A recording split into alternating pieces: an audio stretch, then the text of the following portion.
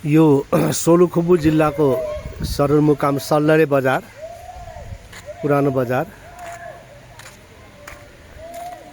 यहाँ हाट बजार लाग्ने गर्छ शनिबार, हप्ताको एकचोटि।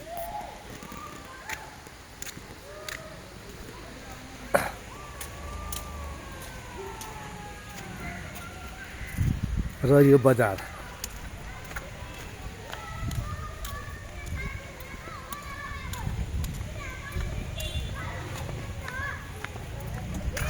यहाँ हाट बजार लाग्छ यसरी।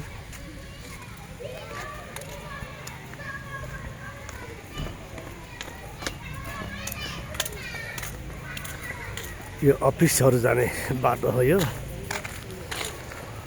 र यो चाहिँ फाप्लु जाने बाटो।